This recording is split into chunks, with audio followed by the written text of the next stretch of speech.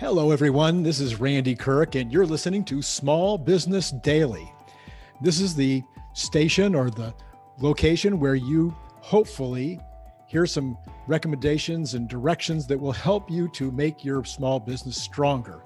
Our goal is that you might make more money, that you'd have more money to take home to your family, that you'd have more vacation time, that you would be able to structure your days in such a way as you have more time to spend with your family and still make more money. And we do that a number of ways, but right now, we've been talking all week about how to become a better salesperson. You see, it's been my experience dealing with consulting clients, dealing with friends and associates in business, and now dealing with mastermind members for the last 3 years, that most small business people, in fact, the vast majority of small business people, see selling as not their favorite thing to do. I guess that's putting it gently. Some of them hate selling. They don't like making cold calls. They don't even like dealing with warm leads. They just don't like the selling environment. Now, the exception would be that some of them don't mind it when a customer walks in the door, a prospect walks in the door or calls, and they're happy to talk to them and try to talk to them about buying more stuff or buying some stuff. But in general, my experience is small business people don't like to sell. So the goal here has been to try to help you understand why selling can be maybe the most fun part of your day, and that it's going to change your business. It's going to dramatically increase your success in business, both financially and personally. And the beginning of that, we talked about 4 days ago, the first day of this new channel. We talked about how people have a misperception of selling, that it's trying to jam things down other people's throat. It's there's a nastiness about it. It's all about the commission. It's all about getting the sale. And our goal was to explain that day that it's really a mindset change that would cause you to see selling as putting together your skill sets or your product lines that you love and appreciate and are enthusiastic about, putting that together with somebody else's needs and truly listening and paying attention and hearing the other person's needs so that you can then match their needs with what you have to offer. It's not about cramming anything down anybody's throat. In fact, there are times when you're going to send your prospect elsewhere because you don't have the right product or service at that time. Then we spent the next 3 days talking about the enthusiasm component of selling and how critical that is. You need to be passionate about your own skills, about your company, and about your products if you're going to be a successful salesperson. And then we talked about finding the need. We really need to be listening carefully and finding the need, and then becoming a professional so that we can fill the need with what we have in our toolkit, in our sales kit. Can we fill the need with what we have? And then how to explain that to the client or the prospect by talking about the benefits of how this product or service is going to help the person meet the need, meet the requirements that they have in order to better improve their life, to improve their business, whatever it is that you're talking to them about. Then yesterday, we got into the subject of objections, and objections are the salesman's best friend. And commonly people think it's their worst enemy, but when someone raises an objection, it really means they're interested. They're interested in making a purchase of something like what you're offering, and they just have some objections. And if there's no objections, sometimes that's because they're bored or they're really not in the right place. They've cut out already. So the objections are critical to you. And we talked about how important it is to go back and ask more questions to really zero in on the objection so that you can therefore better understand how you can service their needs. Well, though, if you look down in the description below, you'll see that all 4 of those days have been linked, and you can easily and quickly go to any one of those days that you've missed. Maybe you want to listen to all 4 of them. They run about 20 minutes each, and you can catch up to where we are today. But today, we're going to talk about the trial close and maybe even get into the close. We'll see how it goes, and how that can be a big help in making sure that the client who really does need your product and where your product is a really good fit, how you can start to understand that the client's ready. They're ready to go. They're ready to make a decision. So Before we get into that, let me just ask you very, very quickly, you could do me a huge favor. If this information sounds like it'll be helpful, then hit the, just mention that you like the video. If you think this is going to be helpful to you, just push like. If you think that the whole concept of learning how to sell are other things we're going to talk about in the future, like how to hire, how to fire, how to encourage, how to motivate employees, how to hire salespeople, how to do your accounting better, how to understand accounting. We're going to get into so many different topics relating to your small business. If that whole category of stuff sounds like a good thing for you, then you might want to push the subscribe button. That way, it's easier for you to find your way back into this channel so that you can see where we are and what we're talking about now. And then finally, maybe you want to be notified every single time we put up a new video. Well, that's going to be daily. That's why the name of the show is Small Business Daily. What you want to do is just push the notify button, and you're going to get an email or a text or something that's going to tell you that a new day has been put up and there's something new to see. All right, that's all the housekeeping for now. Let's get into the subject matter. So what we're talking about today is what is called, well, let's talk about closing in general first, before we get to the trial close.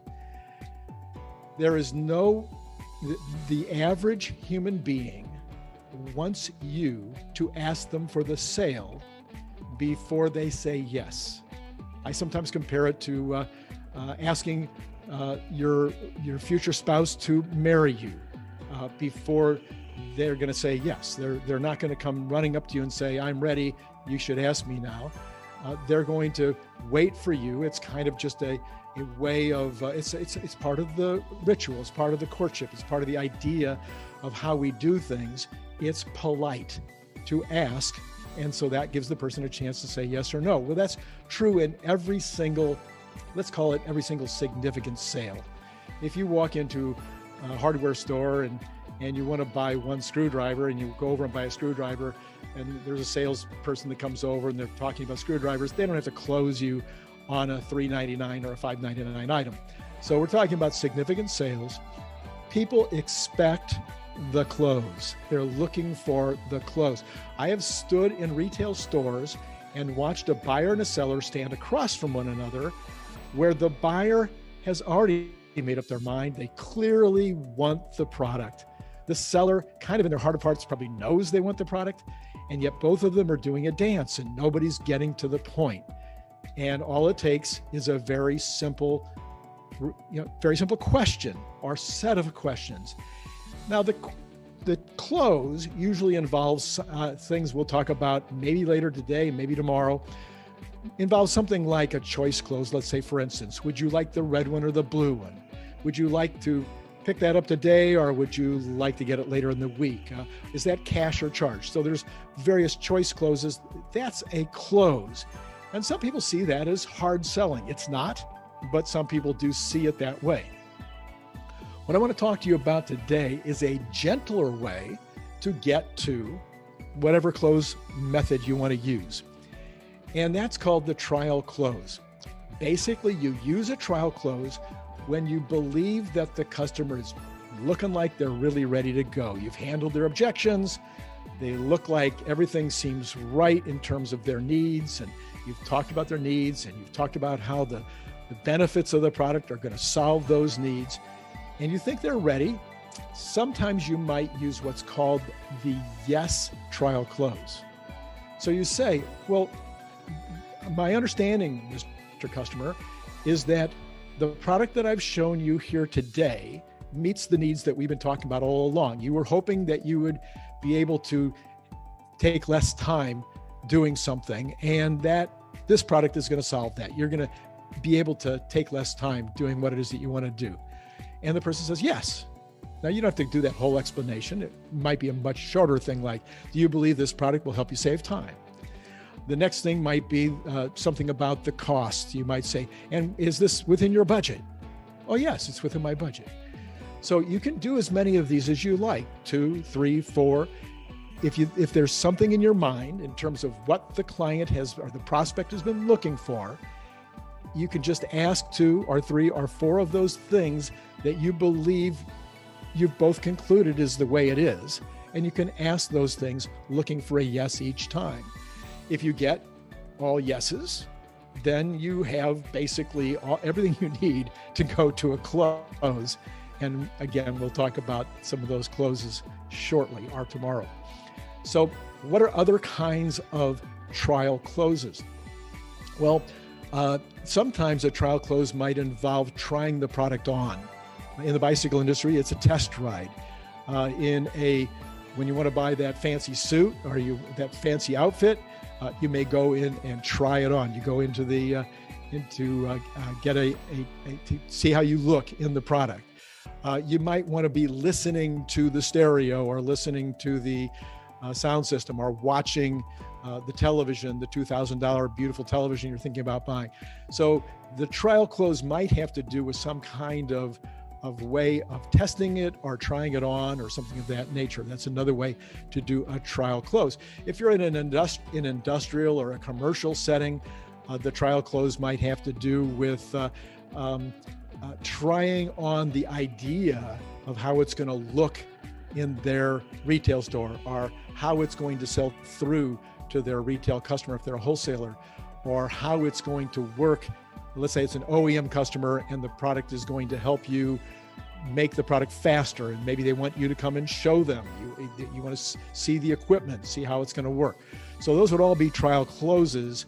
These are ways of moving the prospect forward to a place where you believe it's okay to ask that final question. So I do think we have enough time to talk about closing today. Let me talk about how you move from the trial close to the close, or how you can just go directly to the close. And again, there's so many ways to close a deal. And one of the most famous and probably one of the earliest ones I heard, I was thinking I might become an insurance agent, and the insurance company says all you do is when you think everything's done and you've done the trial close, you just turn the document around so that the signature line is clear and you hand the person a pen. That's a trial close. You haven't said a word, okay? You're just assuming that they're ready to go. You make an assumption by turning it around and handing it to them. That's a kind of close. Now, that's not high pressure.